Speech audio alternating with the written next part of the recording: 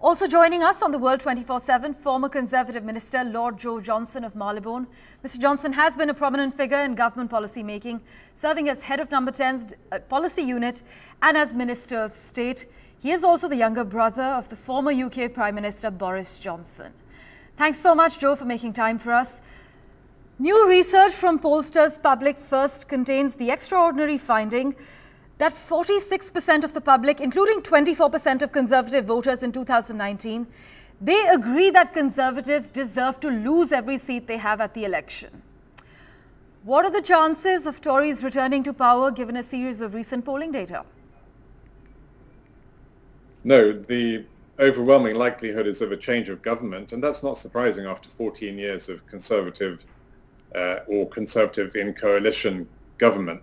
The country is quite clearly looking for a change. Keir Starmer and the Labour Party are doing a pretty good job at presenting an unthreatening picture of what a Labour Party would mean for the country.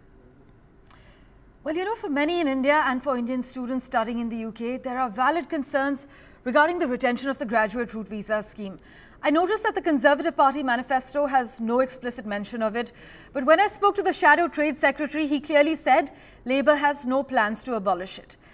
Help us understand where things stand at the moment.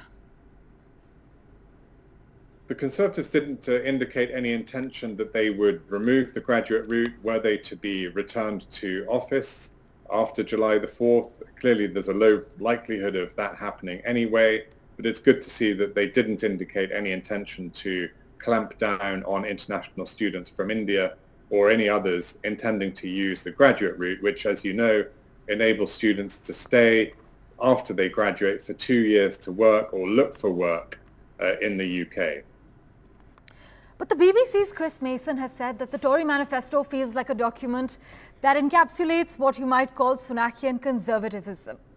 But Mr. Johnson, while Rishi Sunak's allies would say the fundamentals are deliverable, pragmatic, thought-through ideas, many of Mr. Sunak's critics within the party are already saying that they are insufficiently bold, grabby or game-changey when a game-changer is so desperately needed. Is the current plan likely to work to turn the tide for the Tories, Mr. Johnson? The manifesto is the Conservatives' last chance to move the needle, and frankly, I don't think it did it. It didn't do any harm.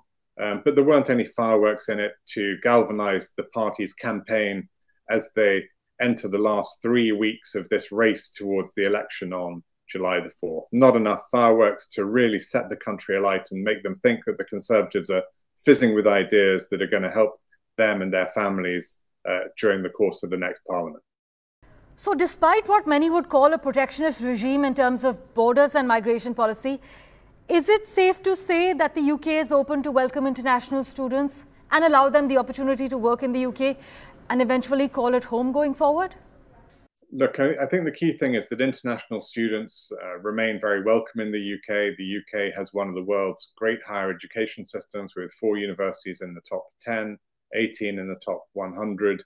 And it's really good to see that the Conservative manifesto has not made any commitments to end post-study work, our so-called graduate route. So students coming from India and other countries who wish to will be able to remain in the UK for 2 years after they graduate to work or look for work at any salary level and without a sponsoring employer. So that's really good news and a good sign that the UK university system is going to remain open for talent from around the world.